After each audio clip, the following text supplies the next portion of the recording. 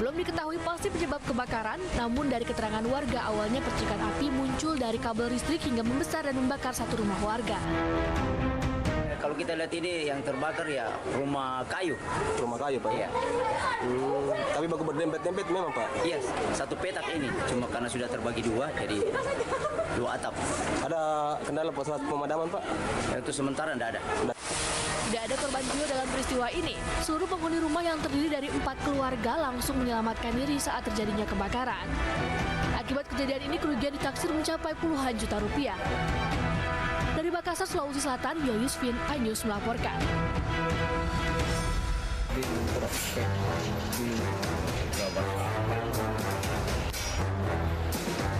Kecelakaan lalu lintas terjadi di gerbang tol Bandara Soekarno-Hatta, Cengkareng, Banten, antara taksi dan truk pengangkut sapi. Kecelakaan membuat truk pengangkut hewan ternak sapi terbalik.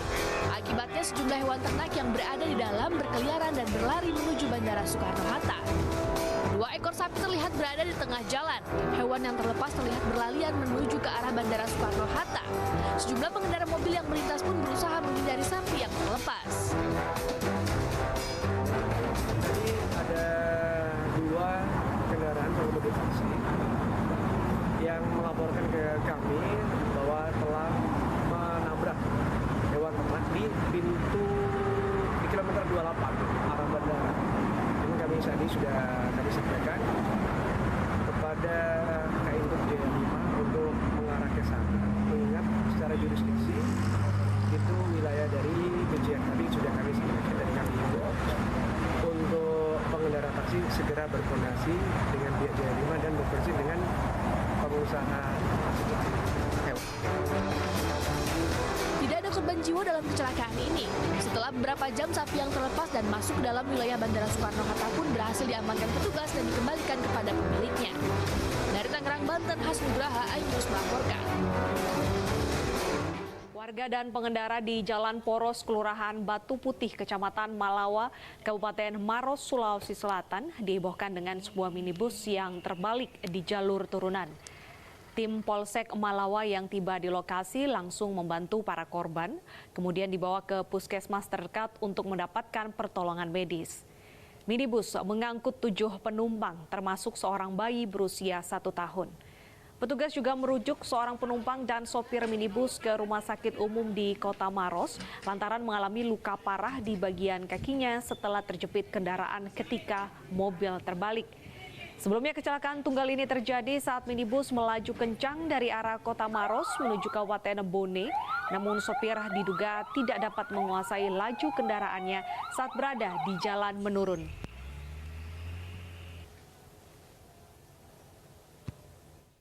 Seperti itu gimana ceritanya, Dan? Menurut hasil keterangan dari masyarakat setempat dan penumpang, Ya. mobil tersebut dengan kecepatan yang lumayan tiba-tiba lepas kendali sehingga tidak dapat menguasai kendaraannya dan oleng ke kiri jalan dan menabrak. Gimana tulisnya dari sini tertulis? Sekarang saya tanya, ada tertulis nggak? Siapa yang mau nulis di sini? Saya tanya juga. Sekarang Pemilik mobil ini tak terima saat kendaraannya yang terparkir di atas saluran air di kawasan Rawasari, Cempaka Putih, Jakarta Pusat menjadi sasaran razia parkir liar. tulis pakai plat. Tulis. Dengan nada lantang, pria ini bersikeras menolak kendaraannya diderek paksa karena berdalih tidak adanya larangan tertulis di lokasi tersebut. Amukan pria ini memicu kemarahan petugas hingga aksi adu mulut dan nyaris baku hantam tak terhindarkan. Namun usahanya sia-sia karena petugas tetap menderek mobil miliknya. Belum kau lahir di dishub, saya udah tahu. Tetap kita lakukan dengan secara humanis walaupun ya kasar ya pada tugas, tetap kita lakukan secara humanis, tetap kita lakukan penindakan juga. Kalau kita udah kasih rambu kayak biru tuh sebelah kanan bukan sebelah kiri, itu juga di saluran air. Nah, nggak ada undang-undangnya dan peraturan gubernurnya ada. Dalam razia ini, petugas berhasil menjaring 5 unit kendaraan yang parkir sembarangan. Selanjutnya, seluruh kendaraan ini dibawa ke kantor suku Dinas Perhubungan Jakarta Pusat.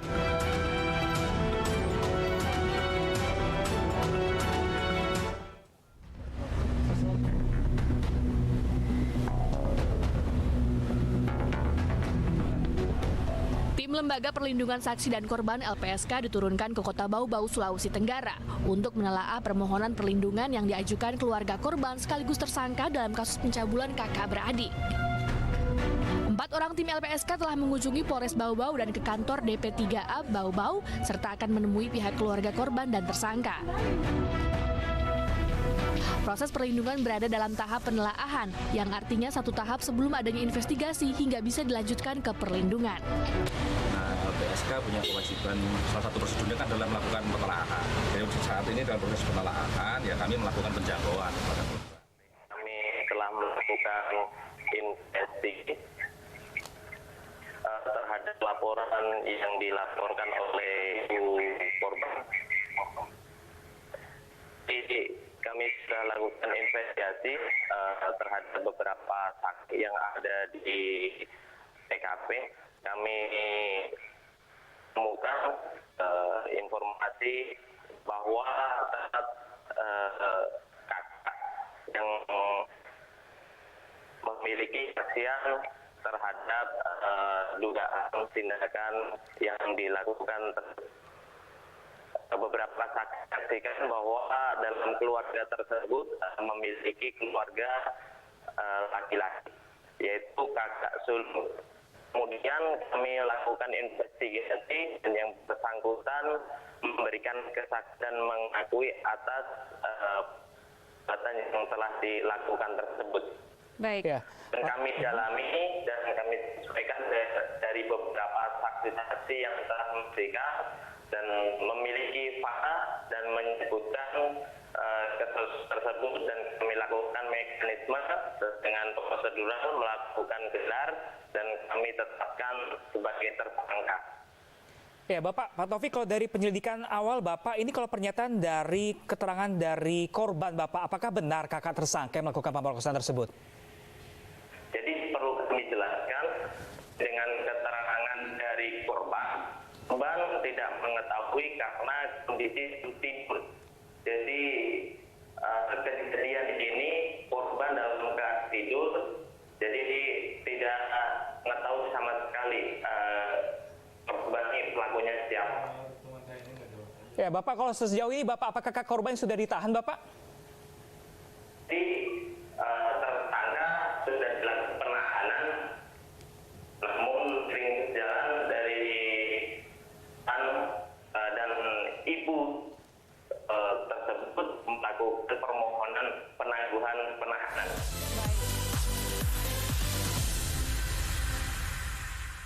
Eksklusif untuk Anda. Investigasi eksklusif Masuk ke rekening Yosua sebesar 99 triliun rupiah. mengupas isu-isu terhangat. Eliezer, sehat selalu. Ya. Naiki mobil tahanan, saya akan masuk ke tender sana. Muatannya akan dijawab tuntas dan berkelas. Dengan meminta izin dari pihak Polda Metro Jaya, aromanya masih cukup kencang ya. Ini rambut saya boleh pegang? The Prime Show with Aiman, setiap Rabu pukul 9 malam. Isi akhir pekanmu dengan nasihat kehidupan bersama ustadz-ustadz ternama. Jazauhu inda rabbihim dan ala wahnin wa fisaluhu fi kalian benar-benar cinta kepada Allah, ikuti Syarat aku. manfaat dan inspirasi. Wajadilhum billati hiya ahsan. Insya Allah dakwah akan tercapai. Allah tuh laknat orang-orang laki-laki yang nyerupai perempuan apalagi pindah kelamin. Cahaya Hati Indonesia, Sabtu dan Minggu pukul 12 siang di iNews.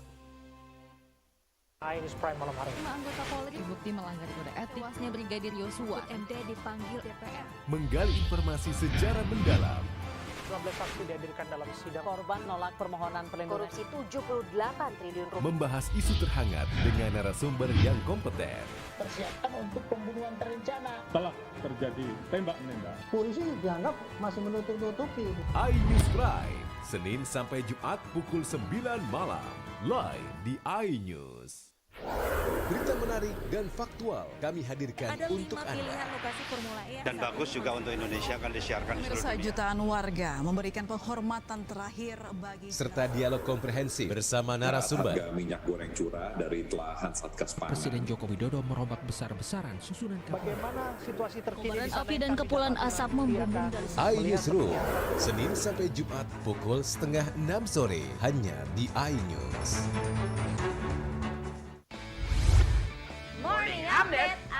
pagi hari ini. Menemani pagi Anda dengan informasi yang menarik. Roraima terkenal dengan bentuk puncaknya yang menyerupai meja. Timun laut biasa disebut dengan tripang. Bersama bintang tamu yang inspiratif. Ini di atas lutut kiri, tinggal angkat tangannya ke atas. Morning Update, Senin sampai Jumat, pukul 7 pagi di iNews.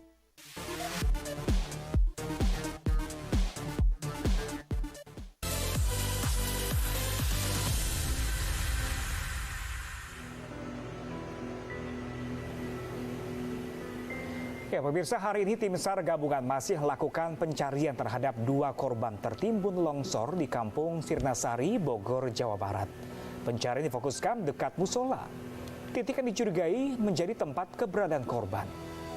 Untuk memudahkan proses evakuasi, 1 unit alat berat ekskavator dikerahkan ke lokasi. Selain itu, pemerintah juga akan merelokasi korban terdampak ke lokasi yang lebih aman.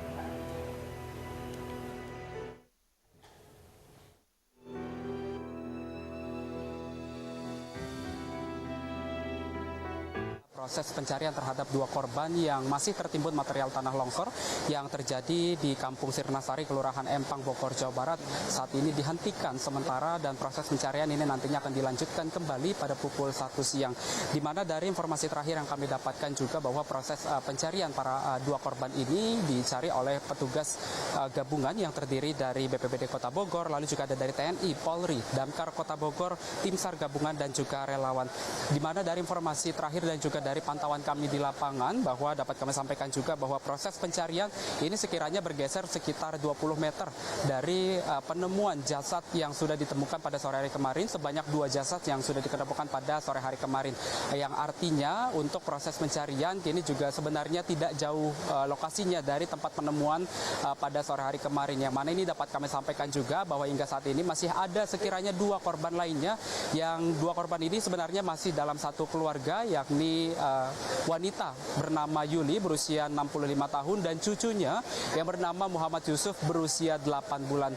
Di mana dari informasi terakhir yang kami dapatkan juga dari pihak keluarga ataupun juga dari pihak tim SAR gabungan ini mengatakan bahwa untuk fokus pencarian, titik-titik fokus ini juga difokuskan dari informasi dari keluarga, yang mana dari informasi dari keluarga ini mengatakan bahwa korban rumah dari korban tersebut ini tidak jauh dari lokasi tempat terjadinya longsor tersebut. Maksud kami dari lokasi rumah tersebut ini sejatinya penemuan korban tidak jauh berbeda dengan lokasi yang pada sore hari kemarin ditemukan, yang artinya ini sekitar 20 meter dari masjid.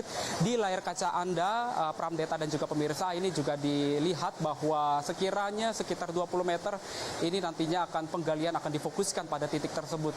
Yang menjadi kendala dalam proses pencarian pada hari ini adalah ketebalan dari longsor yang membawa material tanah dan juga bangunan pada malam hari Selasa malam hari kemarin ini membuat petugas kesulitan untuk menggali proses pencarian evakuasi para korban.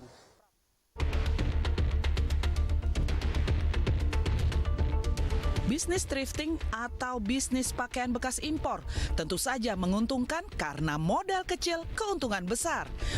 Masyarakat yang diuntungkan juga tidak sedikit karena meski kantong cekak, masih tetap bisa bergaya dengan pakaian bermerek dan modis. Harga pakaian bekas impor di kawasan Pasar Senen mulai dari Rp10.000 hingga Rp100.000 per piecesnya. Omset dari bisnis pakaian bekas ini juga cukup menggiurkan. Dalam satu hari, omset pedagang bisa mencapai 4 juta dan akhir pekan di atas 6 juta rupiah. Tentu saja dengan menjamurnya penjual dan masyarakat pengguna thrifting, pelaku UMKM merasa dirugikan. Pemerintah melalui Menteri Koperasi dan Usaha Kecil Menengah, Kemenkop UKM, mengusulkan larangan thrifting karena dinilai merusak usaha mikro kecil dan menengah UMKM lokal. Sehingga langsung menerbitkan Permendak tentang barang dilarang ekspor dan barang dilarang impor. Pakaian bekas merupakan barang yang dilarang impor. Pakaian bekas juga rentan jamur akan berdampak buruk bagi kesehatan penggunanya. Sudah saya perintahkan untuk dicari betul, dan ini sudah sehari 2 hari sudah banyak yang ketemu. Itu mengganggu industri tekstil di dalam negeri, sangat mengganggu. Jadi yang namanya impor pakaian bekas stop. Mengganggu, sangat mengganggu industri dalam negeri kita. Ya. Tanggal 17 saya akan musnahkan ada yang di Riau. Di Pekanbaru itu banyak sekali itu ada hampir 900 bal. Ya kita mau bakar. Satu lagi tanggal 21 saya musnahkan dapat lagi di Mojokerto. Ya Mojokerto itu kira-kira nilainya lebih dari 10 miliar. Yang Pekanbaru lebih besar lagi. Kenapa? Ya kita ini kan kelemahannya ada jalan tikusnya banyak. Oleh karena itu kita perlu dengan Satgas memang kerjasama itu agar ini bisa deteksi. Tentu yang paling penting dari masyarakat berikan laporan karena tentu masyarakat akan dirugikan. Pertama bekas itu bahaya, bisa jamur, ya namanya bekas kan, bisa jamur, bisa bawa penyakit. Yang kedua tentu akan menghancurkan UMKM kita. Pada tahun 2021, BPS mencatat impor pakaian bekas Indonesia hanya 8 ton dengan nilai $44.000 Amerika Serikat.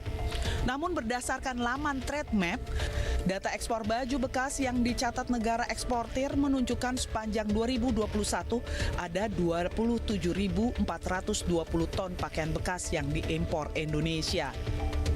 Perbedaan angka tersebut diduga disebabkan karena adanya banyak jalur ilegal dan jalur tikus di Indonesia. Tim Liputan iNews melaporkan.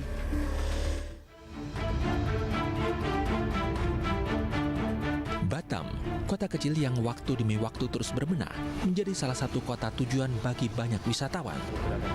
Bagi mereka yang hobi berburu barang bekas namun berkualitas dan tidak murahan, ternyata Batam masih menjadi surganya. Di beberapa sudut kota Batam, kegiatan jual beli barang bekas atau biasa disebut barang second selalu ramai dengan pengunjung. Selepas maghrib, aktivitas jual beli di pasar akan semakin terlihat ramai.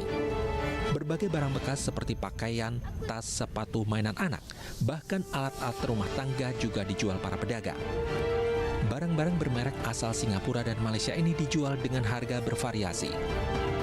Harga pakaian dan sepatu bekas tergantung kondisi barang. Harga barang bekas dimulai dari Rp10.000 hingga Rp100.000.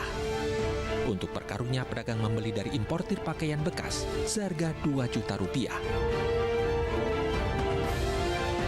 Untuk harganya sendiri berapa, Bang?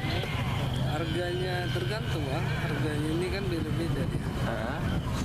Ada yang 10-an, 20, 50 ada. Banyak ini, Bang.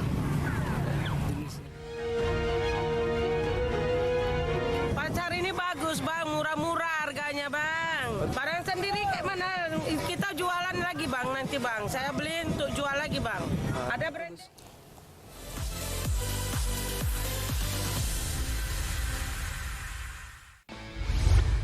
Morning Update, ada apa di hari ini? Menemani pagi Anda dengan informasi yang menarik. Roraima terkenal dengan bentuk puncaknya yang menyerupai meja. Timun laut biasa disebut dengan tripan. Bersama bintang tamu yang inspiratif. Ini di atas lutut kiri, inhale angkat tangannya ke atas. Morning Update, Senin sampai Jumat pukul 7 pagi di iNews. Berita menarik dan faktual kami hadirkan untuk Anda. Ada 5 pilihan lokasi Formula E. Dan bagus juga untuk Indonesia akan disiarkan di seluruh dunia. Jutaan warga memberikan penghormatan terakhir bagi serta dialog komprehensif bersama narasumber. Harga minyak goreng curah dari telahan Satgas Pangan. Presiden Joko Widodo merombak besar-besaran susunan Bagaimana situasi terkini? Kobaran api dan kepulan asap membumbung dari iNewsroom, Senin sampai Jumat pukul 5:30 sore hanya di iNews. Eksklusif untuk Anda. Investigasi eksklusif Masuk ke rekening Yosua sebesar 99 triliun rupiah. mengupas isu-isu terhangat. Eliezer sehat selalu ya. Naiki mobil tahanan, saya akan masuk ke tender sana. Muatannya akan dijawab tuntas dan berkelas. Dengan meminta izin dari pihak Polda Metro Jaya, aromanya masih kencang ya. Ini rambut saya boleh pegang, Bu? The Prime Show with Aiman setiap Rabu pukul 9 malam.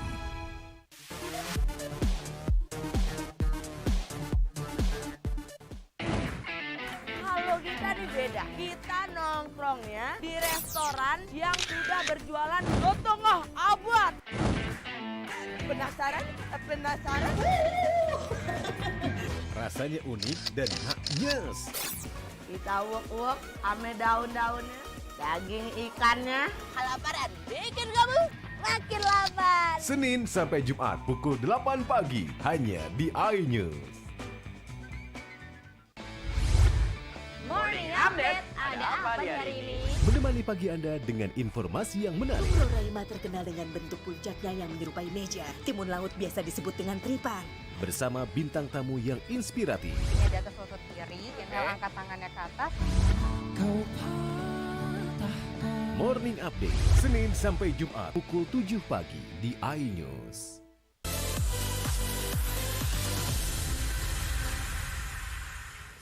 Barang-barang ini masuk secara ilegal ke Indonesia melalui tadi yang disebutkan oleh Pak Menteri Perdagangan lewat jalur-jalur tikus di sekitar Batam, Sumatera, dan seterusnya. Jadi ini sebenarnya dilarang sudah cukup lama. Pertimbangannya banyak gitu ya. Tadi masalah kesehatan, kemudian masalah lingkungan hidup ya. Karena di beberapa tempat seperti di Chile ini juga terjadi dulu. Jadi dari impor barang bekas itu 80% itu akan jadi sampah. Dan itu jadi masalah lingkungan di sana. Hanya 20% yang digunakan. Jadi kita tidak ingin negara kita jadi tempat pembuangan sampah. Yang kedua, tentunya ini akan menghancurkan industri tekstil dan garment yang ada di Indonesia. Di mana di situ lapangan kerja yang diciptakan yang paling besar. Karena industri tekstil kita ini adalah industri padat karya. Ada 3 juta orang bekerja di sini. Nah, kita harus menyelamatkan tenaga kerja kita itu juga.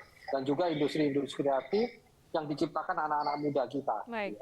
Dan tidak adil sekali kalau barang-barang industri kreatif ini dibandingkan dengan barang brand yang dijual second dengan harga sangat murah. Baik, Bapak Hanung, jika memang sudah dari lama pelarangan ini diberlakukan di pemerintah, tapi nyatanya masih banyak tempat-tempat yang menjadi favorit bagi masyarakat untuk mendapatkan baju bekas. Saat ini, apa aturan tegasnya dan apakah akan ada denda bagi penjual yang tetap nekat menjual barang-barang bekas mereka? Sebenarnya mengenai sanksi hukuman itu sudah diatur di Undang-Undang Nomor 7 tahun 2000. Saya lupa nomornya tentang perdagangan. Jadi kalau itu sanksinya kalau mengimpor atau mengimpor ya barang-barang bekas itu sanksinya penjara minimal 5 tahun, maksimal 5 tahun dan denda maksimal 5 miliar rupiah. Jadi sudah ada denda, sudah ada hukumannya, ancaman hukumannya bagi importirnya tadi. Jadi sebenarnya sudah ada hukumannya. Nah ini tinggal sekarang adalah mengenai penegakan hukum dan peningkatan langkah-langkah untuk patroli. Oke, Pak Hanung, ini kan penjualan baju bekas ini sudah lama ada. Waktu saya kuliah di tahun 2007 pun juga ada di Bandung itu misalnya salah satunya. Harga juga jauh lebih murah. Lalu dibanding dengan produk UMKM. Lalu Pak Hanung, apa yang bisa dilakukan agar UMKM ini semakin dilirik produk-produknya, produk made in Indonesia dilirik oleh para pembeli? Apa yang harus dilakukan Pak Hanung? Ya, yang pertama ya dilarang dulu barang-barang impor itu masuk. Kita nggak akan bisa bersaing. Di seluruh dunia ini tidak akan ada UKM atau industri yang bisa bersaing dengan barang-barang ilegal yang masuk, barang-barang second ini. Tidak mungkin kita menciptakan produk yang seperti merek-merek ternama tadi, yang saat ini dijual karena bekas, harganya cuma 50.000, nggak akan bisa. Jadi yang pertama yang harus dilakukan adalah tutup keran impor impor barang bekas itu dulu. Itu yang perlu harus dilakukan. Industrinya kalau itu ditutup akan tumbuh industri UKM kita. Baik. Dan juga kami sudah meminta dengan ke teman-teman media sosial dan juga e-commerce untuk tidak mempromosikan, tidak menampilkan konten-konten yang mendorong penggunaan produk-produk ini. Banyak juga konten-konten. Kemarin kita sudah bicara dengan mereka dan mereka sudah akan menutup ini dalam beberapa hari. Baik, Pak Hanung, lantas apa himbauan Anda kepada masyarakat yang mungkin mereka saat ini sudah terbiasa dan mereka harus membutuhkan waktu untuk bergeser ya kebiasaannya untuk tidak menggunakan pakaian-pakaian atau membeli barang-barang tersebut? Himbauan yang tepat, Pak Hanung. Ya, kami berharap bahwa masyarakat menghentikan pembelian barang-barang bekas ini karena akan menghancurkan industri kita, gitu ya. Belilah produk-produk UMKM kita. produk-produk dalam negeri kita sudah cukup baik.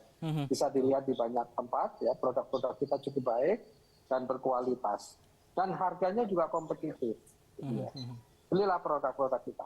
Dapat diinformasikan bahwa di tempat saya melaporkan saat ini, yakni di Pasar Senen Jakarta Pusat, aktivitas jual barang atau pakaian beli bekas ini semakin siang semakin ramai, dan aktivitas yang dikenal dengan aktivitas thrifting ini memang digandrungi oleh berbagai macam kalangan masyarakat. Namun sebelumnya Presiden Jokowi telah menetapkan aturan bahwa tidak boleh adanya aturan ini, maksud kami tidak boleh adanya kegiatan ini yang dilangsungkan untuk ke depannya. Dan untuk mengetahui informasi secara pasti dari pembeli mengenai aturan ini, sudah terhubung bersama kami, yakni dengan Bapak Muhammad Farhan. Ya, Bapak Farhan. Iya. Sebelumnya Bapak sudah melakukan aktivitas thrifting ini sejak kapan, Pak? Saya kalau membeli pakaian-pakaian bekas, sepatu bekas ini sejak mahasiswa, Mas. Jadi dulu di Pasar Ular, juga di Senen ini kan selain yang baru sekarang ini yang ber-AC, dulu ada di bawah yang kebakaran dulu ya. Jadi di Manggarai juga itu kan. Nah, udah puluhan tahun lah sejak mahasiswa. Jadi ya pertama-tama memang pakaian yang kami pilih ini karena kita dari dulu suka yang branded ya kan, yang branded murah gitu loh. Ya kita bisa-bisalah yang memilihnya kan. Nah, itu kira-kira. Nah. Untuk sampai sekarang kenapa masih memilih thrifting, Pak? Padahal ada aturan dari pemerintah yang sudah tidak memperbolehkan hal ini. Ya, tahu sih ya. Dulu kan pernah juga pemerintah melarang dulu kan. Tapi nyatanya bisa saja gitu loh. Ya, saya pikir mudah-mudahan lah Pak Jokowi bisa mendengarkan. Karena saya pikir kami-kami pembeli ini, ya itulah murah ya kan. Dibandingkan kalau misalnya beli kain, menjahit, itu kan lebih mahal, Mas. Iya. Terima kasih Bapak Farhan atas waktunya. Ya, Pramdeta dan juga pemirsa, dari hasil wawancara kami dengan pembeli, memang masyarakat ini masih menggandrungi aktivitas thrifting karena dinilai dengan harga yang cukup murah, mereka dapat mendapatkan barang yang cukup baik dan cukup branded yang mereka bisa beli dari barang beli bekas ini, begitu. Dan untuk mengetahui bagaimana tanggapan dari pedagang thrifting, saat ini saya sudah bersama Bapak Rusdianto selaku Kepala Pedagang Thrifting di Pasar Gede, Kota Bandung. Selamat siang, Pak. Selamat siang. Ya, bagaimana mungkin bisa dijelaskan tanggapan Bapak terkait adanya wacana larangan atau pemberhentian bisnis thrifting atau usaha thrifting di Indonesia, Pak?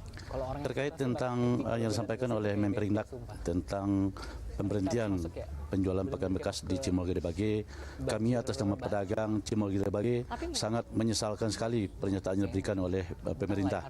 Maka dari itu kami berharap kepada pemerintah untuk memberikan solusi yang terbaik bagi kami, apalagi sekarang ini kita akan memasuki bulan puasa, karena banyak sekali kami di sini yang hidup ketergantungan di Pasar Cimol Gede Bage. Mungkin ada beberapa ribu orang, mungkin sampai jutaan orang yang hidup di thrifting pakaian bekas Cimol Gede Bage ini. Bagaimana Pak, mungkin bisa dijelaskan roda perekonomian setelah adanya wacana pemberhentian thrifting ini, Pak? Sampai saat sekarang dengan ada pernyataan daripada Pak Menteri, kami di sini merasa sepi ya. Baru dari penyampaian dari Pak Menteri merasa sepi. Maka dari itu kami berharap ke depannya pemerintah telah memperhatikan kehidupan kami di Pasar Cimol Gede Bage, karena usaha ini telah kami lakukan sudah beberapa puluh tahun yang lewat. Jadi di sini banyak sekali yang kami hidupkan demi samping keluarga, anak istri kami, demi kehidupannya, demi pendidikannya, semua akan kami lakukan yang tidak mengganggu terhadap pemerintah. Baik, terima kasih. Dan itulah dia tadi pemirsa Pram dan juga Deta, tanggapan langsung dari Kepala Pedagang Cimol atau Kepala Pedagang Thrifting yang ada di Pasar Gede Bage, Kota Bandung.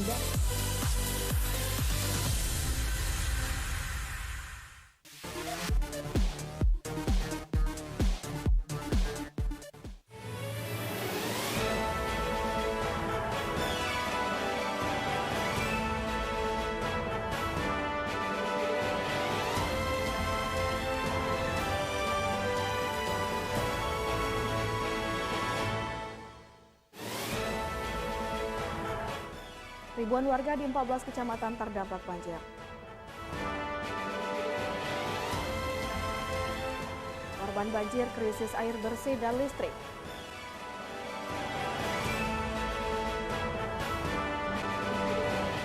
Beredar keringnya laksan kuasa.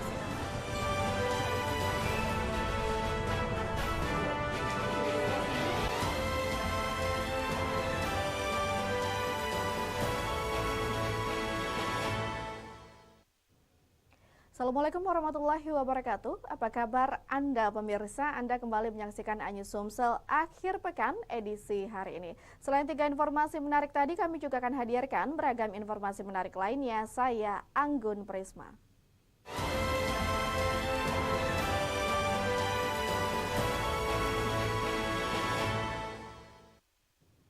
Kita awali informasi yang pertama, pemirsa, 5.000 jiwa lebih dari 1.962 kepala keluarga di Kabupaten Lahat terdampak banjir bandang pada Kamis 9 Maret 2023. Ribuan kepala keluarga ini tersebar di 14 kecamatan yang terdampak banjir bandang. Badan Penanggulangan Bencana Daerah Lahat mencatat 1.962 kepala keluarga yang tersebar di 14 kecamatan di Kabupaten Lahat menjadi korban banjir bandang yang menerjang Lahat pada Kamis lalu. Kondisinya mulai dari tergenang air, tertimbun lumpur, rusak ringan dan rusak berat, serta rumah hanyut terbawa arus banjir. Lokasi terbanyak berada di kawasan Merapi, yakni 300 rumah tergenang air tanpa kerusakan. Sedangkan 150 rumah di Desa Lesung Batu tertimbun lumpur. Sementara di Desa Keban Agung 25 rumah hilang terseret air dan 13 lainnya rusak berat. Dari 1.963 kepala keluarga yang tercatat, dipastikan ada lebih dari 5.000 jiwa terdampak banjir yang menerjang Lahat Kamis lalu. Sekitar lebih dari 200 jiwa kehilangan tempat tinggal, yakni yang rumahnya hanyut dan rusak berat. Kita dapat menghimbau ada 14 kecamatan yang terdampak dari kondisi banjir bandang di Kabupaten Lahat. Kalau jumlah kakak sendiri Pak, globalnya berapa? Jumlah kakak ada 1.692. Paling banyak di mana Pak? Paling banyak untuk yang terendam ya. Yang terendam paling banyak di Sirap Pulau, itu ada 300-an lebih. Selebihnya di arah Hulu, ini di Lubuk Tepang. Untuk memenuhi dan memanajemen bantuan yang akan disalurkan, Pemkab Lahat menetapkan Komandan Kodim 0405 Lahat sebagai Ketua Posko Induk Bantuan dari Pemkab serta Polri. Dari Lahat, Balaputra iNews melaporkan. Akses jalan menuju Desa Kelumpang, Ulak Lebar, Kecamatan Ulu Ogan, Kabupaten Oku tertutup akibat longsor. Longsor tersebut terjadi pada Jumat siang lalu setelah kawasan ini diguyur hujan deras sejak Jumat dini hari. Hujan deras yang mengguyur kawasan Kecamatan Ulu Ogan sejak Jumat dini hari mengakibatkan tebing setinggi 20 meter di Desa Gunung Tiga longsor pada Jumat siang. Longsor tersebut memutus akses jalan Desa Kelumpang dan Gunung Tiga menuju Desa Ulak Lebar dengan ketebalan material longsor mencapai 3 meter. Kepala BPBD Oku Amzar Kristopa mengatakan tidak ada korban jiwa dari peristiwa longsor, namun akses jalan ditutup sementara saat petugas melakukan pembersihan tanah longsor yang menutupi jalan. Selain itu, 2 unit rumah terdampak longsor dan nyaris tertimbun. Kawasan Ulu Ogan masuk dalam wilayah waspada bencana tanah longsor. Petugas gabungan kepolisian, BPBD, dan masyarakat tengah melakukan pembersihan menggunakan 1 unit alat berat. Sekitar pukul 15 itu kemudian longsor bertambah parah gitu, sehingga mengancam ada 2 rumah yang di pinggir jalan itu berpotensi kena longsor. Dampak dari kejadian? Sementara ini dampak belum ada korban, baik korban material, rumah, hanya saja jalan transportasi masyarakat itu terhalang atau tidak bisa dilalui. BPBD Oku terus menghimbau kepada masyarakat untuk tetap waspada bencana alam yang dapat terjadi sewaktu-waktu, terutama masyarakat yang berada di Kecamatan Ulu Ogan, yang berada di bantaran Sungai Ogan, yang dikelilingi perbukitan, terlebih saat ini kondisi musim hujan. Dari Ogan Komering Ulu, Widori Agustino iNews melaporkan. Pemirsa, krisis air bersih dan listrik menghantui warga korban banjir bandang di Desa Lubuk Selo, Kecamatan Pulau Punang, Kabupaten Lahat. Untuk membersihkan rumah dan perabot yang terkena lumpur, warga menggunakan air keruh seadanya. Bahkan aktivitas warga juga belum normal karena aliran listrik masih padam.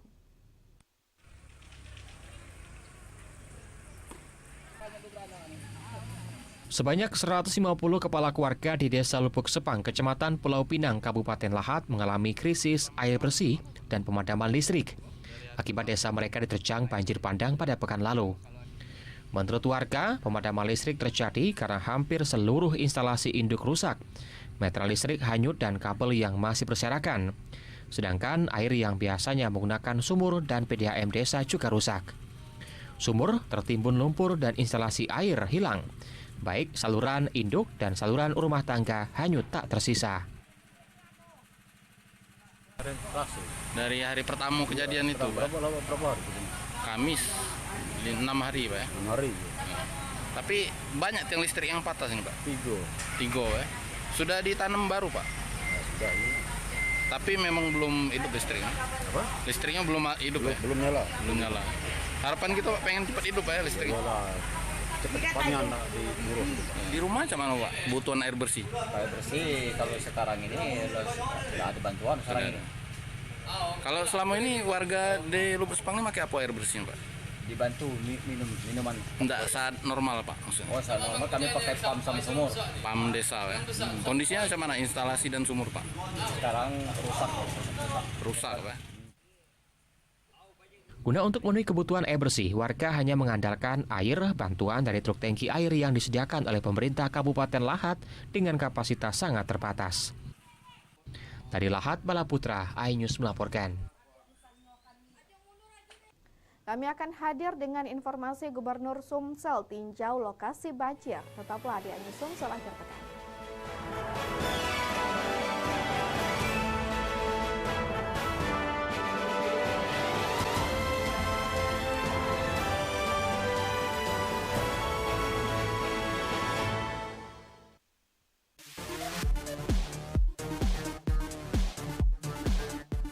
iNews Prime malam hari. 5 anggota Polri bukti melanggar kode etik. Tuasnya Brigadir Yosua MD dipanggil DPR. Menggali informasi secara mendalam. 12 saksi dihadirkan dalam sidang. Korban nolak permohonan perlindungan. Korupsi 78 triliun rupiah. Membahas isu terhangat dengan narasumber yang kompeten. Persiapkan untuk pembunuhan terencana. Telah terjadi tembak-menembak. Polisi dianggap masih menutup-nutupi. iNews Prime, Senin sampai Jumat pukul 9 malam. Live di iNews. Berita menarik dan faktual kami hadirkan untuk Anda. Lokasi Formula E. Dan bagus juga untuk Indonesia akan disiarkan di seluruh dunia. Jutaan warga memberikan penghormatan terakhir bagi serta dialog komprehensif bersama narasumber. Harga minyak goreng curah dari telahan Satgas Pangan. Presiden Joko Widodo merombak besar-besaran susunan kapal. Bagaimana situasi terkini? Api dan kepulan asap membumbung dari iNewsroom, Senin sampai Jumat pukul 5:30 sore hanya di iNews. Morning Update, ada apa di hari ini? Menemani pagi Anda dengan informasi yang menarik. Pulau Raima terkenal dengan bentuk puncaknya yang menyerupai meja. Timun laut biasa disebut dengan tripan. Bersama bintang tamu yang inspiratif. Di atas lutut kiri, inhale angkat tangannya ke atas. Morning Update, Senin sampai Jumat pukul 7 pagi di iNews. Eksklusif untuk Anda. Investigasi eksklusif. Masuk ke rekening Yosua. Iya. Sebesar 99 triliun rupiah. Peristiwa aktual dan faktual. 4 orang yang meninggal, ini berbeda-beda. Urut-urutan penyebabnya apa dong? Mengupas isu-isu terhangat. Eliezer, sehat selalu. Ya. Baru saja saudara, Richard Eliezer naiki mobil tahanan saya masuk ke tender sana. Menelisik lebih dalam. Membuka tabir misteri. Coba masuk dengan meminta izin dari pihak Polda Metro Jaya. Aromanya masih kencang ya. Ini rambut saya boleh pegang, Bu? Semua tanya akan dijawab tuntas dan berkelas. Ya, kita menunggu hasil penyelidikan polisi ya, tapi tentu kita bisa memperkirakan antara mereka dengan yang dipahami oleh kita. Ya, artinya akan memperkirakan ini lebih dari puluhan, bahkan ribuan. The Prime Show with Aiman, setiap Rabu pukul 9 malam, hanya di iNews.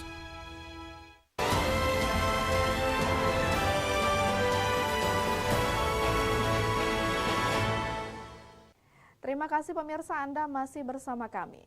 Gubernur Sumsel meninjau langsung lokasi banjir di Desa Lubuk Sepang, Kecamatan Pulau Pinang, Kabupaten Lahat. Hermanderu memastikan bantuan dan pelaksanaan evakuasi serta antisipasi timbulnya kerugian jiwa dan material.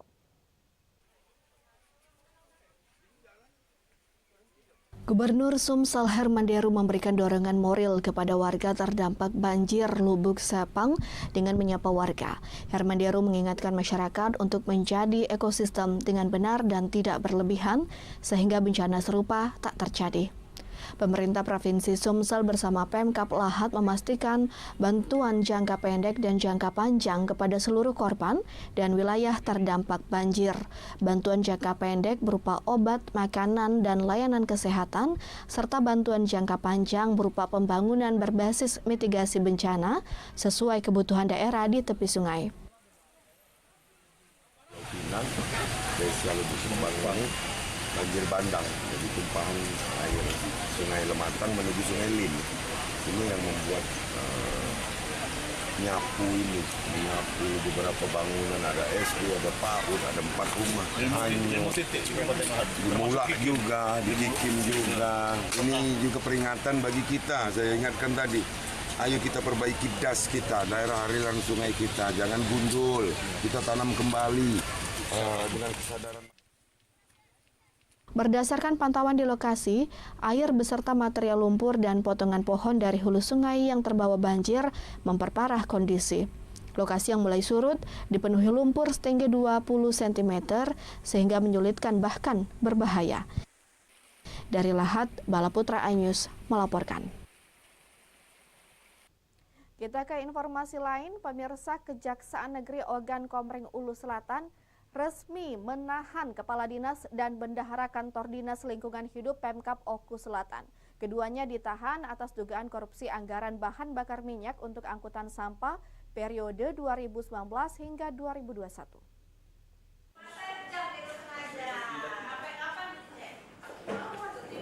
Setelah melakukan penyelidikan dan penyidikan terhadap dugaan penyelewengan dana BBM angkutan sampah pada Dinas DLH Kabupaten Ogan Komering Ulu Selatan anggaran 2019 hingga 2021. Kejari Ogan Komering Ulu Selatan resmi melakukan penahanan terhadap US, Kepala Dinas DLH dan Haris, Bendahara Dinas tersebut. Ini kita akan menahan 2 tersangka, yaitu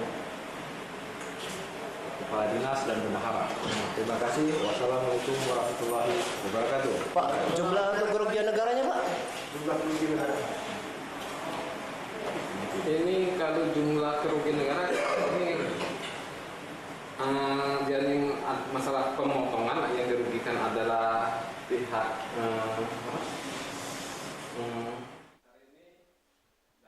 Sejauh Kejari Oku Selatan masih melakukan pengkajian jumlah kerugian negara yang diduga dilakukan kedua tersangka.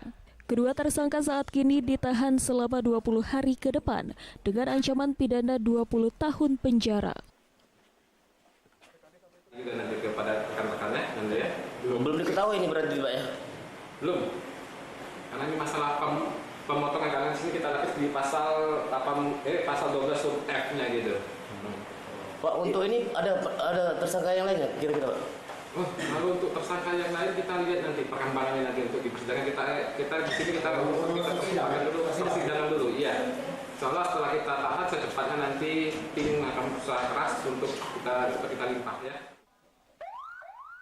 Dari Ogan Komering Ulu Selatan, Teddy Handrawan iNews melaporkan. Pemirsa, Kejari Palembang menetapkan 3 orang tersangka kasus dugaan korupsi program sertifikat tanah gratis PTSL Kota Palembang dengan kerugian negara 1,3 miliar. Tersangka yakni Lurah Talang Kelapa, ASN pegawai BPN Kota Palembang, dan seorang panitia. Kejaksaan Negeri Palembang tetapkan dan menahan 3 orang pelaku dugaan korupsi program sertifikat tanah gratis tahun 2018. 3 pelaku adalah Lurah Talang Kelapa AM, pegawai BPN Kota Palembang, dan TA panitia PTSL. Ketiganya ditetapkan sebagai tersangka setelah Jaksa Pidana Khusus Kejari Palembang melakukan pemeriksaan terhadap 33 orang saksi dan 2 orang ahli. Menurut Kasih Intel Kejari Palembang, Fandi Hasibuan mengatakan ketiganya resmi ditetapkan sebagai tersangka setelah sebelumnya tim penyidik Pitsus Kejari Palembang telah memeriksa lebih kurang 33 orang saksi dan 2 orang ahli. Ketiganya akan dilakukan penahanan 20 hari ke depan guna melengkapi berkas perkara untuk di persidangannya. C dan M dalam perkara dugaan tindak pidana korupsi, penerbitan sertifikat hak milik di atas tanah aset pemerintahan Provinsi Sumatera Selatan yang digunakan untuk penyimpanan alat berat Dinas PU Bina Marga Provinsi Sumatera Selatan melalui program pendaftaran tanah sistemis lengkap atau PTSL. Dalam keterangan yang disampaikan Kasih Pitsus Kejari Palembang, ketiga tersangka telah melakukan penerbitan sertifikat milik pemerintah Sumatera Selatan berupa tanah bersertifikat tahun 2004 seluas 11.648 meter persegi di Jalan Haji Sulaiman Amin, Kelurahan Talang Kelapa, Kecamatan Alang-Alang Lebar. Tanah Pemprov ini diterbitkan sertifikat hak milik perorangan melalui program PTSL. Sebagai pejabat di daerah tersebut, artinya sebagai lurah, kemudian untuk T itu adalah orang yang mengusulkan terbitnya sertifikat hak milik melalui program PTSL. Nah, kemudian yang terakhir untuk M adalah panitia PTSL pada saat itu. Atas perbuatan tersangka, dari hasil audit kerugian negara mencapai 1,3 miliar rupiah. Atas perbuatannya, para tersangka dijerat pasal 2 ayat 1, pasal 3, pasal 12, junto pasal 18, Undang-Undang Nomor 20 Tahun 2001 tentang pemberantasan tindak pidana korupsi. Dari Palembang, Guntur Yansyah, iNews melaporkan. Kami akan hadirkan informasi gurih dan kriminya laksan kuah susu. Tetaplah di iNews Sumsel akhir pekan.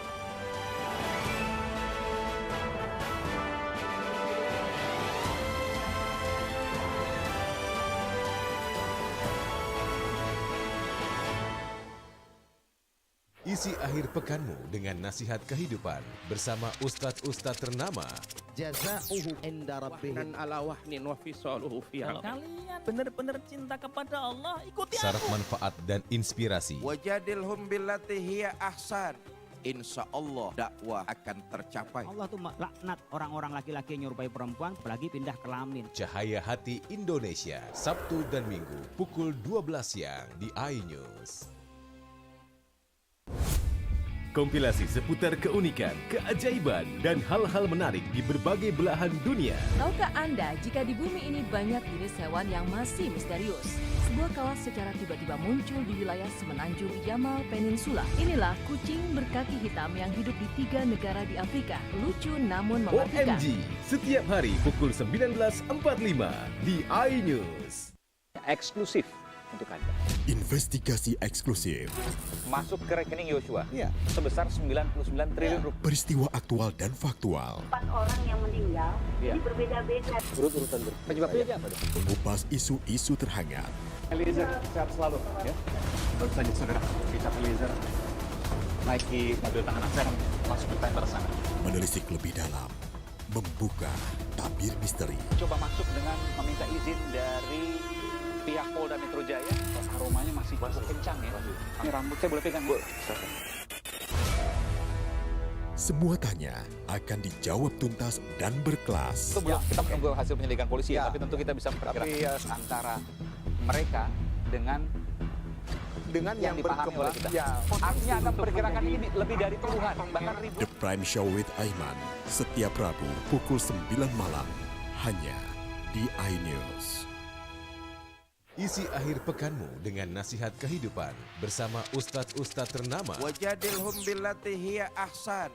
Insya Allah Cahaya Hati Indonesia, Sabtu dan Minggu pukul 12 siang hanya di iNews.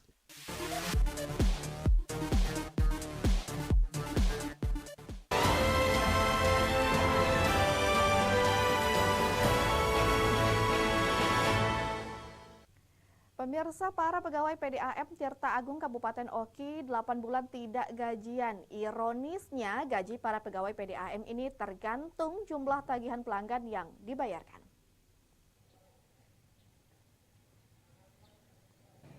Sungguh miris nasib para pegawai PDAM Tirta Agung Kabupaten Ogan Komering Ilir karena 8 bulan belum menerima gaji. Gaji pegawai yang berjumlah 54 orang itu sama sekali belum dibayarkan. Para pegawai PDAM Tirta Agung ini pun mengaku resah dan tidak dapat memenuhi kebutuhan ekonomi keluarga mereka sehari-hari. Jangankan untuk memenuhi kebutuhan hidup lainnya, untuk makan dan minum saja mereka kesulitan. Kabag Penagihan PDAM Tirta Agung Kabupaten Oki M. Amin mengakui jika gaji pegawainya memang belum dibayarkan karena uang gaji tergantung dari uang hasil tagihan pelanggan. Jika dibayarkan 100% maka gaji pegawai dibayar 100%. Jika dibayar 80% maka gaji juga 80%. Bila dibayar di bawah 80% maka pegawai tidak gajian. Tunggu Mario. Kita itu ada tabing Solo. Bisa dijelaskan? Tahu kan yang aku omongkan tadi apa? Dikuasai preman. Iya. Ditagih dewe, anu dewe. Iya. Setoran kena dia. Sudah berapa lama dihentikan itu sekarang? Sudah berapa bulan? 3 bulan. 3 bulan. Sekitar 3 bulan. 2 unit itu, Pak. 2 unit itu. Jadi aktivitas kayak unitnya balik lagi ke kantor pusat. Iya. Pelanggan PDAM diharapkan dapat membayar iuran tagihan tepat waktu agar para pegawai PDAM tetap gajian dan memberikan layanan terbaik kepada pelanggan. Dari Ogan Komering Ilir, Fitriadi, iNews melaporkan. Kita ke informasi selanjutnya, pemirsa. Laksan, makanan khas Palembang yang satu ini hadir dengan inovasi baru dengan kuah susu. Rasa dari turunan pempek itu menjadi creamy dan semakin gurih. Inovasi ini laris manis dipesan warga dan cocok sebagai menu untuk menyambut bulan Ramadan. Berikut liputannya untuk Anda.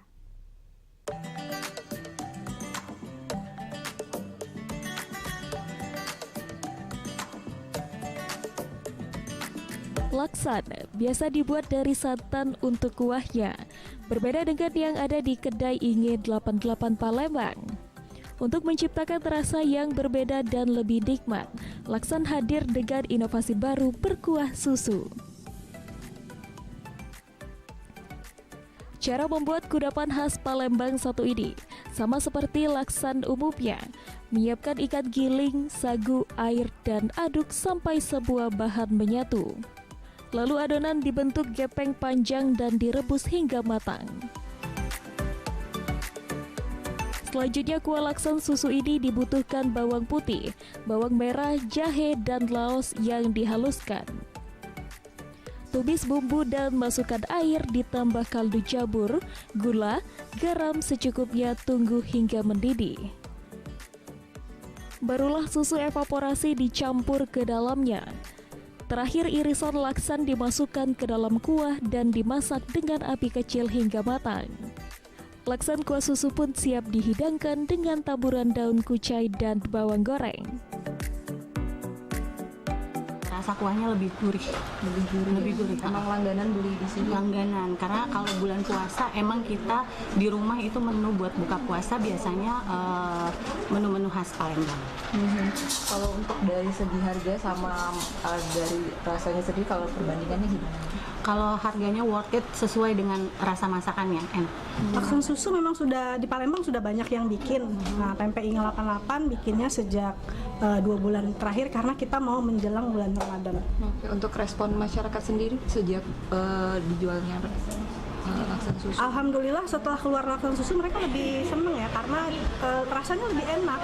Terus dia kan kalau santan dia berlemak ya, kalau ini enggak, dia lebih soft, lebih smooth, rasanya lebih nyaman lah di lidah. Kini laksan susu seharga Rp25.000 per porsi, laris manis hingga 150 porsi per hari dengan menghabiskan 3 kg ikan tenggiri dan gabus. Selain bisa langsung ke kedai IG88 di Jalan Dias, Kecamatan Ilir Barat 1 Palembang, laksan kuah susu ini juga dapat dibeli secara online. Dari Palembang, Bambang Irawan, iNews melaporkan.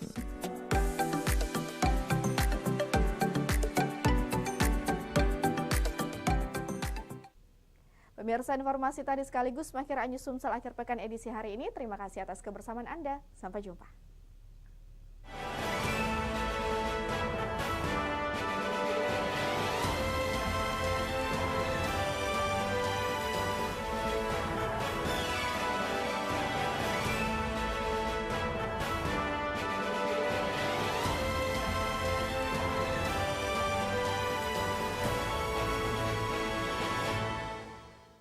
Eksklusif untuk Anda. Investigasi eksklusif. Masuk ke rekening Yosua sebesar 99 triliun rupiah. Mengupas isu-isu terhangat. Eliezer, sehat selalu. Ya. Naiki mobil tahanan, saya akan masuk ke kantor sana. Muatannya akan dijawab tuntas dan berkelas. Dengan meminta izin dari pihak Polda Metro Jaya. Aromanya masih kencang ya. Ini rambut saya boleh pegang? Boleh. The Prime Show with Aiman. Setiap Rabu pukul 9 malam.